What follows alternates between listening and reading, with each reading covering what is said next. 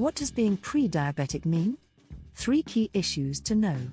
How you can stop pre-diabetes.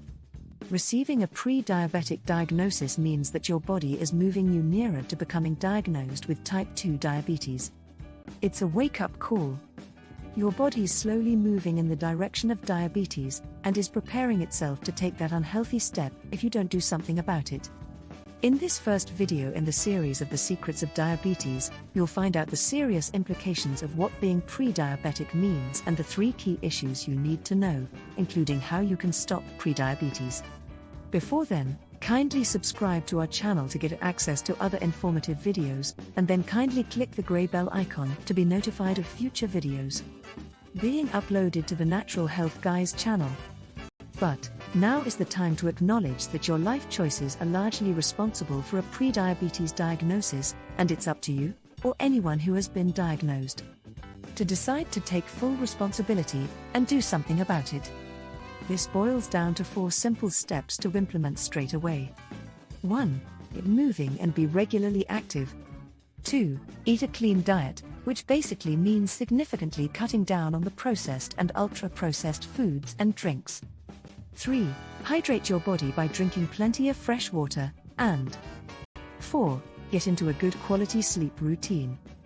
The odds are that you'll never hear your doctor tell you that you're pre-diabetic. Do nothing, and the opposite is also true. Remember, your health is your responsibility, not the state, not the government, not your local doctor, it's all down to you.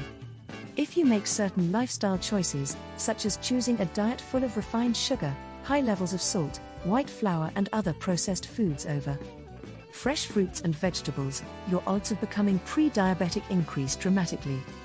If you're also sedentary and inactive a lot of the time, you raise your risk even further. After a pre-diabetic diagnosis, if you don't make sensible changes in your life, you'll be at risk of developing type 2 diabetes. There are 3 key issues to fully understand what being pre-diabetic and a type 2 diabetic mean. Number 1. What does it mean to be a diabetic? Grasp the basics of what it means to suffer with diabetes, and it'll make it easier for anyone to take immediate action. For example, 1. Being diabetic means that your blood has too much sugar, often called glucose. 2. This is a chronic health condition that impacts on the way your body turns the food you eat into sugar that's released into your bloodstream. 3. As with everything in your body, staying in balance is key, and your blood sugar levels are no exception. 4. Your pancreas is the vital organ in your body tasked with this process. 5. So, when your blood sugar goes up, the pancreas releases hormones called insulin. 6. Insulin regulates the blood sugar in your body's cells to use as energy. 7. When you have diabetes, it means your body either doesn't make sufficient insulin or the quality of it is such that it's not good enough to do the job. 8. Therefore, too much blood sugar stays in your bloodstream.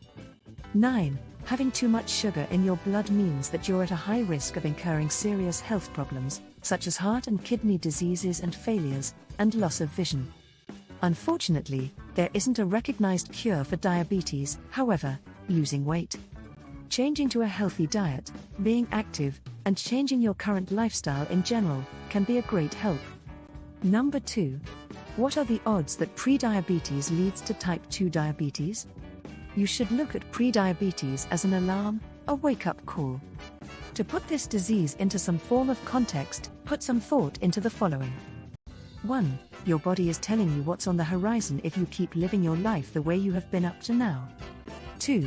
A pre-diabetic condition means that your blood glucose level is higher than normal, but it's still manageable. 3. It also means that you haven't become diabetic yet, but you will do when your glucose rises even higher than it is now. 4. About 1 in 3 people in the United States has prediabetes. 5.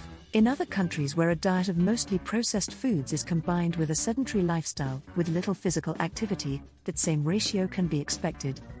6. Pre-diabetics aren't guaranteed to develop diabetes, but research shows that when significant lifestyle changes aren't made, 50% of pre-diabetics develop type 2 diabetes at some stage in the following 10 years. 7. The National Center for Biotechnology Information and the National Institutes of Health in the United States tell us that only about 10% of pre-diabetics become diabetic each year.